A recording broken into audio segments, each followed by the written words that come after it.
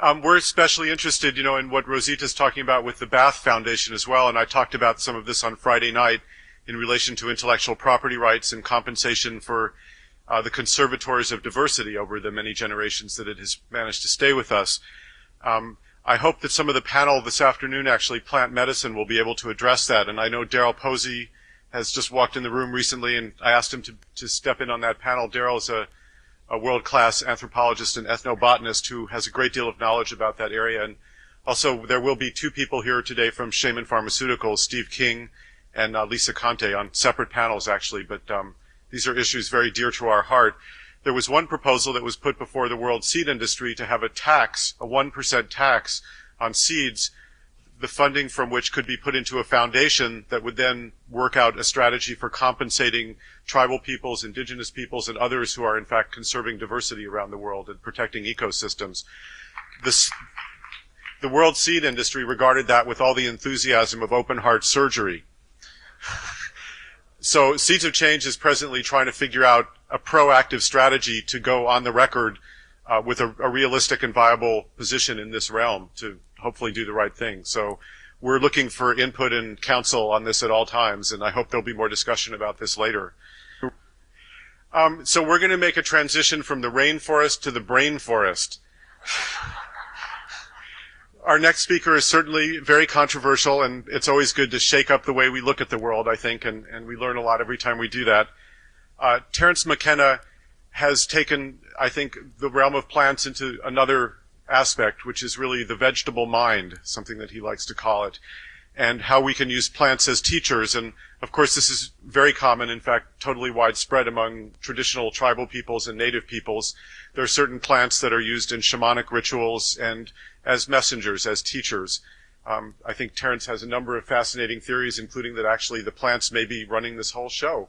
So Terence has written a number of fascinating books that I'm a big fan of. The Archaic Revival, Food of the Gods, and most recently True Hallucinations, which I actually was very interested to try to make a film of, but I'm so hugely extended right now I've had to put it on the back burner. But I hope that somebody does do that for his work. It certainly deserves it. A very, very brilliant plant explorer and ethnobotanist, Terence McKenna.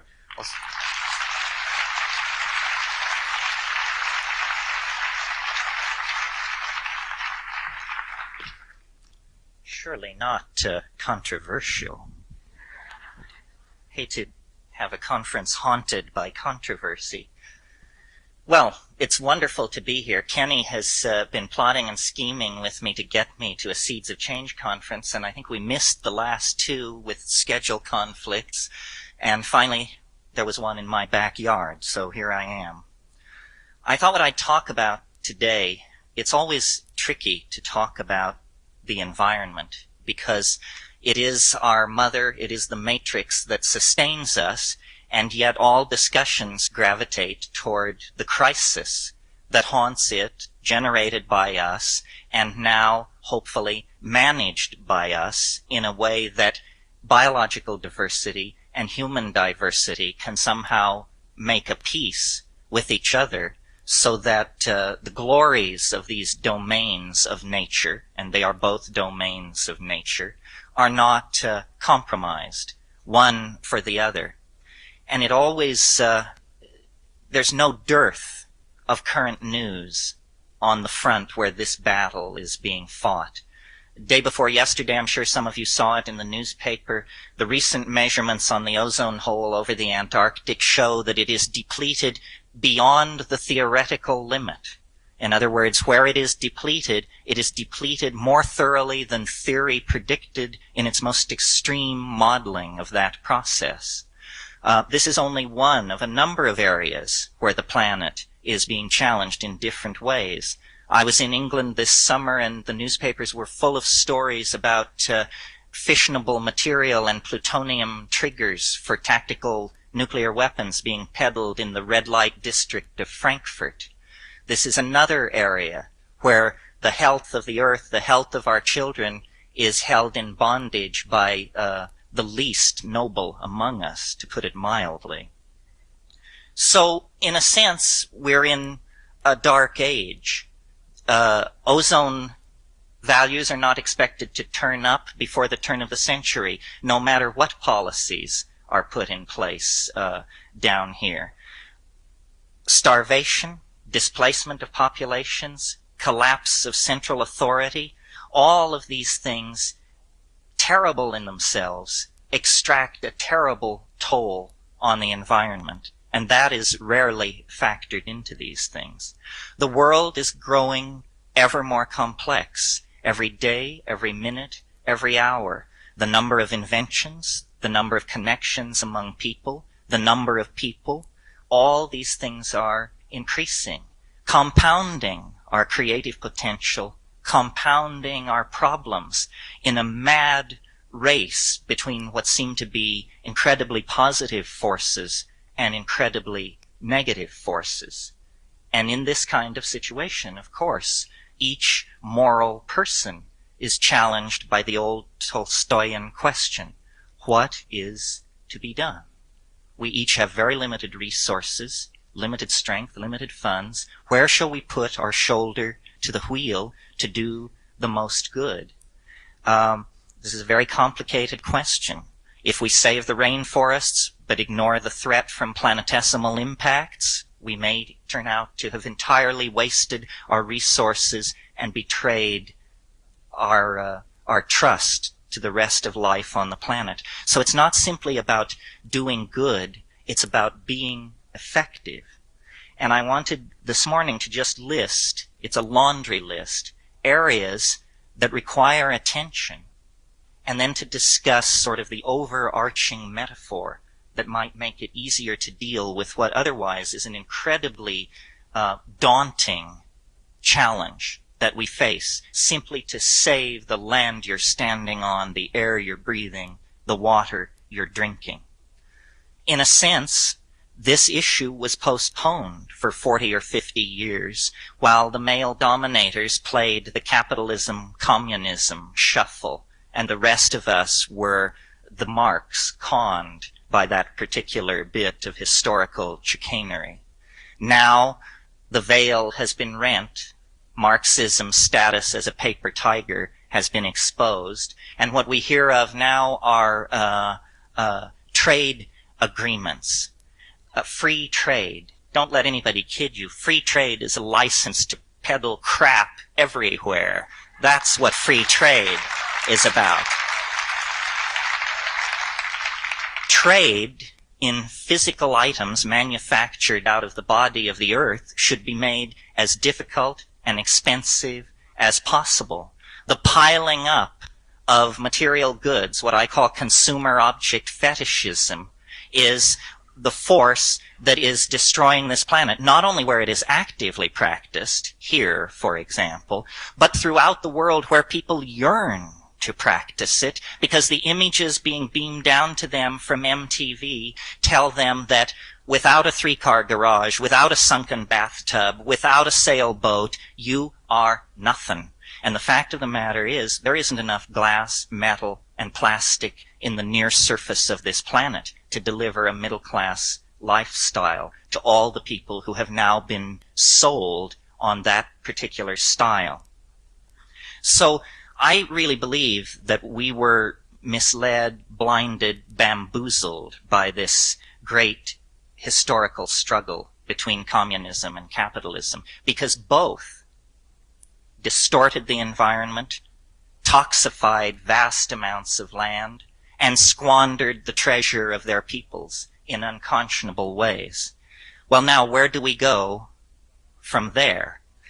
I think we have to draw back away from our various botanical gardens, seed preservation programs, programs that feed the hungry, the little things that we each commit ourselves to, and try and get an overarching understanding of the process in which we're embedded. And I believe that when you do that, the two great polarities that emerge in the human world are materialism versus eco-consciousness. When I first began formulating what I would say here, I didn't say materialism. I said capitalism. But I really believe that capitalism can be saved, or at least partially reconstructed to serve human needs. Materialism cannot. It cannot, because there is not enough matter around for us to fabricate it into our toys without drowning ourselves in the toxic byproducts of that historical effort. Materialism versus eco-consciousness. It's not a very fair match. They have all the money, all the guns, all the propaganda. What we have on our side is that if they win, everybody dies. How long will the battle go on before this perception makes its way into the headquarters of the other side? I myself don't know. Here, I'd like to go over a list of areas that require attention. Some of this will be no news to you, some of it perhaps. Toxic disposal. We don't have a theory of toxic disposal. What we have is a theory of toxic hiding, shell games, postponement, tabling. We need a real method of toxic disposal. Until it comes, we continue to sequester radioactive and toxic materials throughout the world in the body of the Earth. Many of these toxic materials have half-lives of hundreds of thousands of years. Again, yesterday's newspaper. Greenpeace reported encountering a Soviet frigate in the Sea of Japan, dumping nuclear cores and nuclear coolant into the Sea of Japan, where the Japanese population draws 30% of its sea catch. We need toxic disposal. Plants have a role to play here. Many of you know that the solanaceous plants, like the jimsonweed and the datura, sequester heavy metals, but this information has not been made the centerpiece of a crash program to clean up the land, simply because people do not care enough, or rather human institutions, read corporations, do not care enough. Environmental restoration. Another area where tiny pilot projects are held up in such a fashion to give people permission to think, well, that's under control, at least. We don't have to worry about that. Most of the restoration programs that you hear about are, in fact, cosmetic efforts designed to divert your attention from some greater horror being perpetuated somewhere else. You have to be very sophisticated because the enemy you're playing with is incredibly sophisticated. We need planet-friendly technologies. An obvious one is hydrogen. Hydrogen, when burned in an automobile or a boiler, combines with oxygen to produce water. It is a technology that is non-polluting. And by developing liquid natural gas storage and transportation technologies, we have proven that we can handle hydrogen. Hydrogen is highly explosive. But if you blow up a hydrogen loading or unloading depot, all you have is a very violent, localized explosion. You don't have planetary contamination of the water and the air. Hydrogen is the direction in which we should be moving.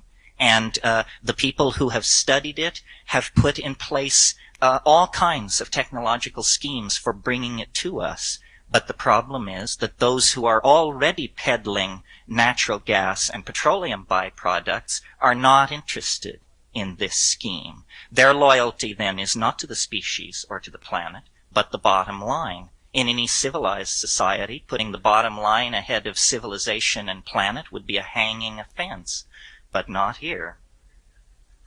Another area, population control. This is one that everyone agrees with, but the facts of the matter have not, I think, been fully explored. A child born to a woman in San Francisco or Malibu will consume between 800 and 1,000 times the natural resources of a child born to a woman in Bangladesh. Where do we preach birth control? That's right, Bangladesh. The women who could make the notice that if every woman had one child, the population of this planet would fall by 50% in one generation. Now, without war, without famine, without displacement of populations, the population of the planet would fall by half in the lifetime of most people sitting here. I don't think people realize this. We tend to assume the population problem is unstoppable. The women most likely to hear the message that one woman, one child leads to a saner world are the highly educated women of the high-tech industrial democracies, the kind of women sitting in this room. Since their children are using 800 to 1,000 times more resources than the children of the third world, if 10 to 15% of the women in the high-tech industrial democracies were to follow this policy, the release of pressure on world resources would be visible within 10 to 15 years. Now, I realize these suggestions are highly controversial, and I have a number of them, so I don't want to. We could hold a whole conference on that concept. The other thing, another item, we need to deconstruct product fetishism. We need to, through the media, establish the idea that a Zen-like spareness is the highest expression of social consciousness when it comes to interior decorating, the building of country houses, and so forth and so on. Deconstruct product fetishism so that the Kikuyu or the Yanomamo become the paragons of behavior in terms of relating to material existence. We do not need to sell our souls to junk and then inherit a ruined planet. It makes no sense at all. This is a problem because the techniques of capitalism are to use advertising to spread discontent. They are selling you something you don't already have. Discontent is the obvious way to move you to make that purchase. So you're constantly being bombarded with images of your own inadequacy unless you have the correct running shoes, German automobile, or house in the country. Next item, demilitarization. There is much talk about getting rid of nuclear weapons because the leadership of these bankrupt fascist oligarchies could themselves be incinerated by nuclear weapons. But where is the lantern-jawed lad from Alabama on the subject of getting rid of all armies on this planet? Now is the moment because there are not large crystallized power blocks set against each other. How about a 15% reduction in all military budgets across the board? No one can claim that their security is lessened because their enemies too would reduce military spending. Apparently there's a big game going on dealing all this lethal junk all over the world, and that's why there's no mention of demilitarizing even such regimes as the Haitian or the Somalian regime. It is apparently a natural right of dominator jerks to have as much weaponry as they can buy with the money they steal and squeeze out of their captive populations. Another area, democratic values and human rights. Democratic values and human rights. You cannot build an eco-consciousness out of a population of slaves ruled by oligarchs. And that is the situation for 1/3 of the human species, so long as the octogenarian trash that rules China is in place. Where is our government on that issue? And that leads me to government accountability. Are we making our governments accountable in the matter of preserving the environment, cleaning up toxic waste, disposing of the manufacturing processes of these oh-so-necessary weapons stockpiles that these characters feel they have to have? Well, that's a pretty nuts and bolts laundry list, not the sort of thing you're used to hearing from me. I think hearing a list like that, the sense is maybe great list, but it's a little overwhelming in the demands that it makes. How are we to fulfill these many agendas at once? And this is where we come to my bailiwick. It is less than 100 years since the great stabilizing and illuminating force in the lives of archaic people has come to the attention of Western civilization. The great stabilizing and illuminating force in the lives of archaic people is their vegetable connection to the Gaian mind. their ability to experientially, not abstract reasoning like I've been doing here, to experientially feel the planet, our mother, its needs, its tensions, where it is in pain. They do this through the ingestion of psychoactive plants. They did this through the ingestion of psychoactive plants for 50 to 100,000 years before the excrementally brained monotheist agriculturalist faction arose. The greatest gift of the vegetable mind to the human order is the psychedelic experience, because it allows the dissolution of boundaries, and it is going to be necessary to dissolve those boundaries in order to coordinate the metamorphosis of the human world. We have to have a vision. I don't mean a plan. I don't mean an agenda. I mean a vision. And the vision comes from above. It comes from, call it the unconscious, call it the Gaian Mind, call it the Great Spirit. It doesn't come out of committee meetings and the data gathered by statistical analysis. We lack, at the highest level, not you and not me, but at the controlling level, we lack a vision. The best leaders among us are no more than crisis managers, attempting to manage us past an apocalypse that they are coming to believe is inevitable. That isn't good enough.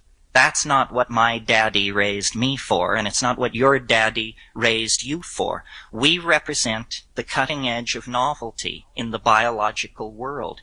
Our self-reflective consciousness is our great glory. It also opens for us a dimension of moral responsibility unknown to the rest of the denizens of nature. Part of our Promethean and godlike aspiration to the control of nature is the concomitant obligation to care for nature and to feel nature. So really my message here is a message of psychedelic empowerment, of feeling. The ideas will come, the ratiocination will come, but what we have to do is feel our dilemma. If we could feel our dilemma and make other people feel our dilemma, we would move rapidly toward real solutions. We are anesthetized. We are a world dying under anesthesia for lack of authentic experience, authentic connection with the living world out of which we came. Recently, just this past week, I read a wonderful book, which I recommend, called Going to the Heart by Kenny Green, or Good, I think, an anthropologist who lived with the Yanomami.